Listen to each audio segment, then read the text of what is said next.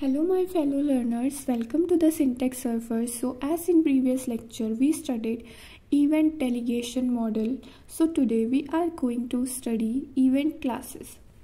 तो event classes हमने पहले ये तो समझ लिया है कि इनका कॉन्सेप्ट क्या होता है, क्योंकि हमें पता है जावा में तो ऑब्जेक्ट ओरिएंटेड प्रोग्रामिंग ही होती है, तो सब कुछ क्लासेस एंड ऑब्जेक्ट से ही होता है। तो हमने इवेंट को भी क्लास बना दिया है और इवेंट लिसनर को इंटरफेस। तो इवेंट क्लासेस पहले पढ़ेंगे हम लोग, और इसके अंदर सबसे पहली क्लास होती है इवेंट ऑब्जेक्ट क्लास। ये रूट है जावा की इवेंट क्लास हायरार्की की। इसको हम ज़्यादा यूज़ नहीं करते हैं। सो इसके लिए मेन तो हमें इसके मेथड्स पता होने चाहिए, जो हम बेसिकली AWT की इवेंट क्लास में यूज़ करेंगे, that is get source and to string. तो गेट सोर्स मेथड, इससे हमें पता चलता है कि कौन सा वो सोर्स है जिस पे इवेंट हो रहा है, और टू स्ट्रिंग से हम किसी भी चीज़ को, जो भी हमने चीज़ें टाइप की हुई है या जो भी हमारे पास है टेक्स्ट, उसको हम स्ट्रिंग में कन्वर्ट कर सकते हैं। तो कोई भी डेटा टाइप को हम स्ट्रिंग में कन्वर्ट करने के लिए टू स्ट्रिंग यूज़ करते हैं। Now let's start the main classes, that is AWT event classes, जो प्रेजेंट होती है जावा के AWT.event पैकेज के अंदर।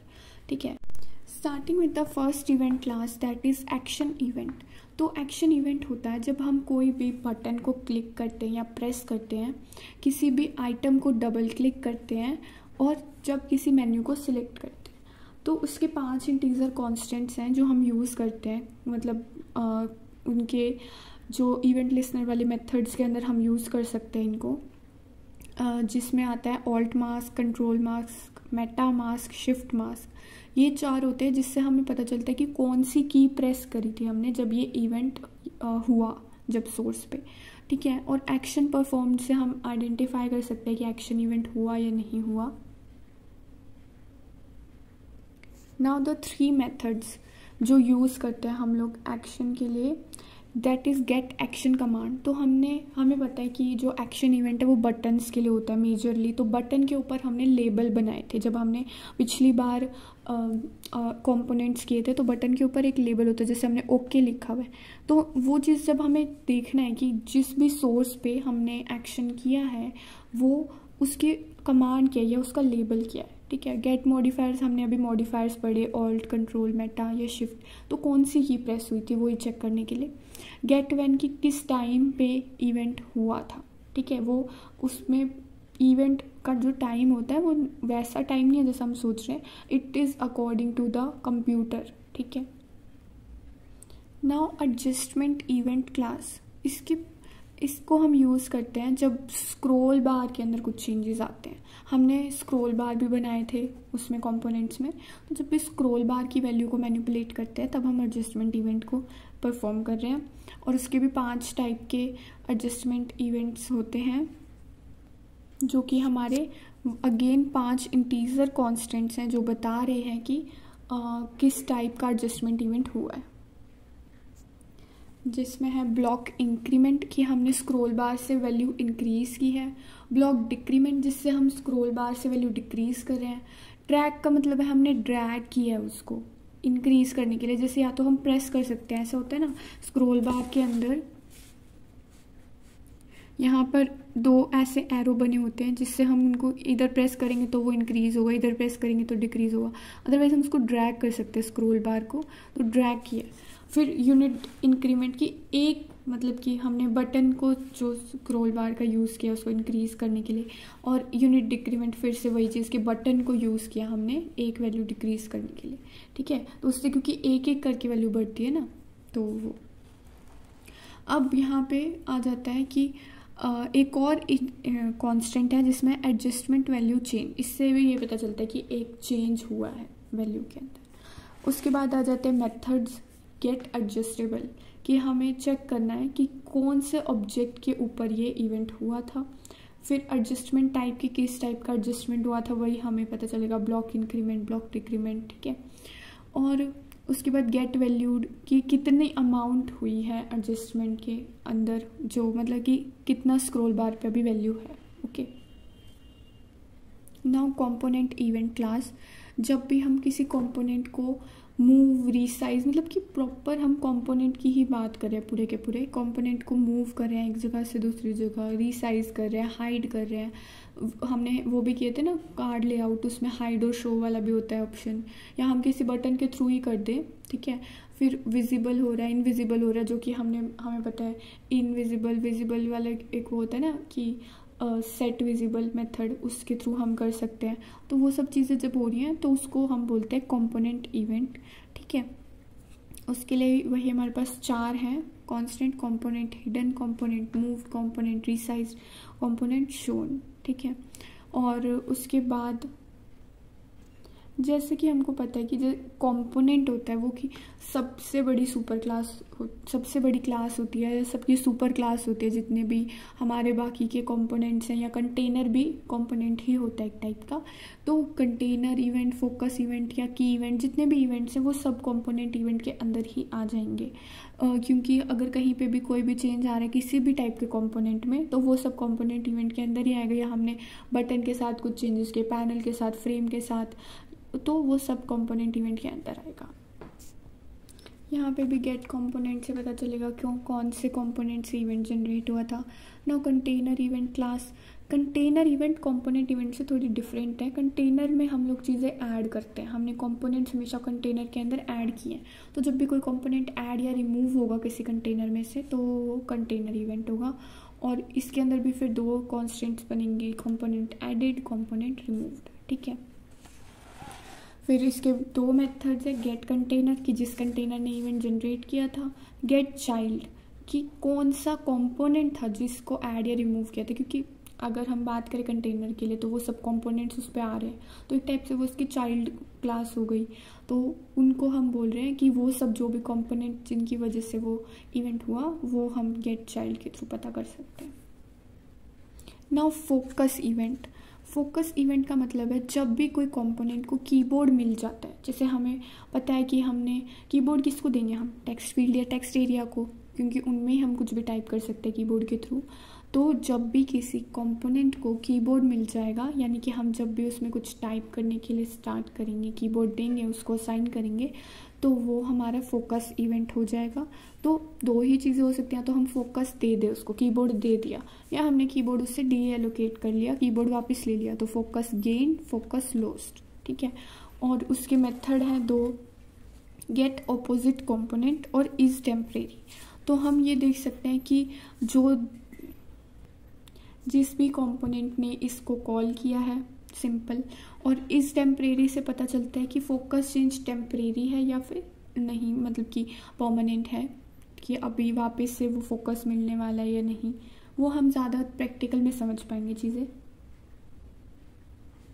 Now input event, input event से हम लोग कंपोनेंट इवेंट की एक सब क्लास है, ठीक है।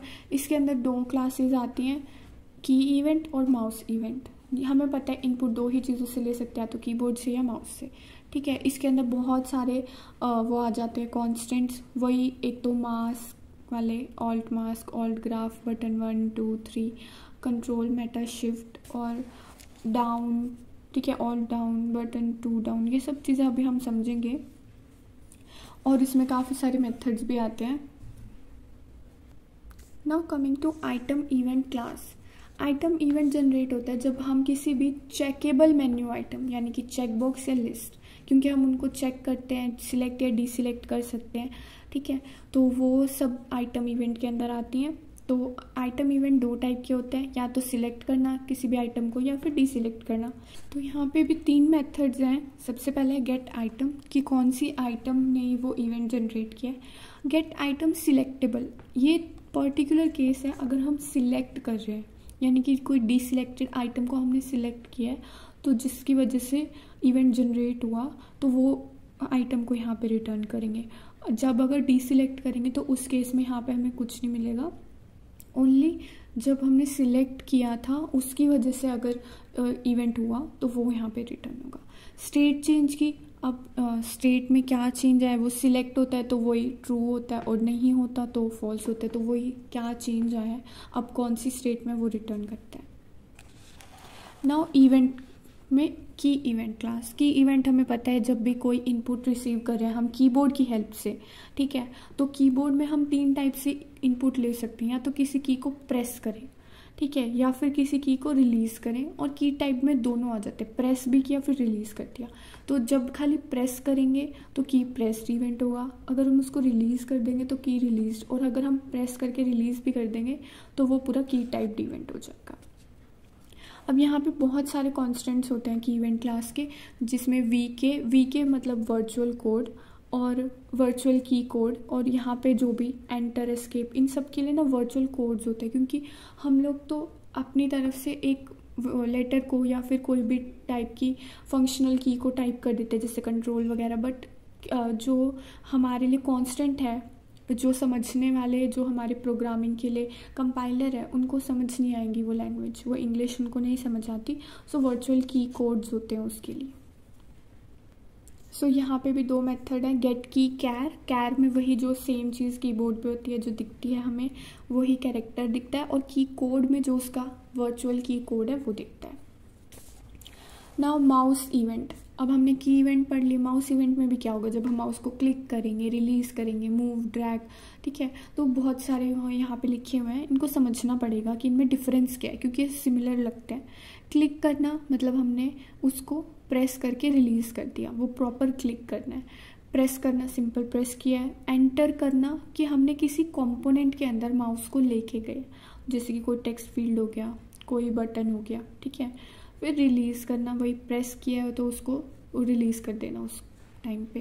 फिर मूव करना माउस के थ्रू, और ड्रैग करना मतलब कि हमने क्लिक करके उसको मूव किया तो वो ड्रैग्ड होगा। मूव करना नॉर्मल बिना क्लिक किए, और ड्रैग करने में हम क्लिक भी करते हैं उसको, ठीक है। उसके बाद व्हील, माउस के ऊपर जनरली हमने देखा है एक व्हील टाइप होता है, उसको हमने अगर थोड़ा सा मूव किया। और माउस एग्जिस्टेड मतलब हमारे माउस ने किसी कंपोनेंट में एंटर किया था, अब वो उसको लिव भी करेगा कभी ना कभी, तो एग्जिट करने पे वो इवेंट अकर होता है। इसके मेथड्स भी बहुत इंपॉर्टेंट है। गेट एक्स, इससे एक्स कोऑर्डिनेट पता चलता है जहाँ पे माउस था, जिस पॉइंट पे जब इवेंट अकर हुआ। और गेट वाई से वाई कोऑर्डिनेट पता चलता है, क्योंकि बहुत इंपॉर्टेंट होते हैं कई बार कुछ चीज़ें, जैसे कि हम चाहते हैं कि जब वो पर्टिकुलर माउस इवेंट हो तो हमें वहाँ पे कुछ सर्कल ड्रॉ करने हैं, तो हमें कोऑर्डिनेट्स तो पता होने चाहिए ना, तो उन चीज़ों के लिए हमें एक्स वाई के कोऑर्डिनेट्स का पता होना चाहिए। गेट पॉइंट से तो पूरा हमें एक्स वाई इकट्ठे ही पता चल जाते हैं। क्लिक काउंट से हमने कितनी बार माउस को क्लिक किया था उस इवेंट के लिए। और ऐसे is popup, trigger, translate point, get button, ये भी और मेथड्स हैं जिनको हम आगे एक्सप्लोर करेंगे जब हम प्रैक्टिकली प्रोग्राम्स को करेंगे। माउस व्हील इवेंट, अभी हमने उसमें भी पढ़ा था माउस व्हील के बारे में। माउस व्हील तो लेफ्ट और राइट बटन के बीच में होता है, उसको भी हम या तो पूरा एक पेज अप पेज डाउन करने के लिए स्क्रॉल कर सकते हैं, या फिर सिर्फ एक लाइन को अप डाउन जा सकते हैं। तो वो 2 टाइप के इवेंट्स होते हैं, ये हम बहुत कम यूज़ करते हैं। Now the text event class. अब हमने पढ़ लिए टेक्स्ट फील्ड्स, टेक्स्ट एरिया, उनके लिए टेक्स्ट इवेंट होता है कि जब भी हम उसमें एंटर करते हैं तो कुछ मतलब इवेंट होता है, या फिर हम उससे एग्जिट कर जाएं, ठीक है, उसके अंदर कुछ चेंज कर दे जो हमने टेक्स्ट लिखा हुआ था। तो ज़्यादातर उसका कांस्टेंट यूज़ होता है टेक्स्ट वैल्यू चेंज की, पहले कुछ और टेक्स्ट था उसमें, अब हमने चेंज कर दिया। फिर विंडो इवेंट, हमारी जो विंडो होती है जिस पे हम काम कर रहे होते हैं उसके ऊपर जब कोई चेंजेस आते हैं तो विंडो इवेंट होता है, यानी कि हम विंडो को ओपन करते हैं, उसको एक्टिवेट करते हैं, ये सब चीज़ें उसके चेंजेस में आते हैं। तो यहाँ पे वो सब लिखे हुए हैं कि विंडो को ओपन किया हमने, विंडो एक्टिवेट हुई। फिर विंडो आइकॉनिफाइड मतलब कि उसको हमने, जैसे हम लोग कई बार मिनिमाइज़ कर देते हैं तो वो नीचे हमें अपने टास्क बार में दिखती है, तो वहाँ से हम उसको ओपन कर दें तो वो मैक्सिमाइज हो जाएगी एक टाइप से। और डी आइकॉनिफाइड का मतलब उसको मिनिमाइज़ कर रहे हैं, क्लोज करने का मतलब उसको बंद कर रहे हैं, ठीक है।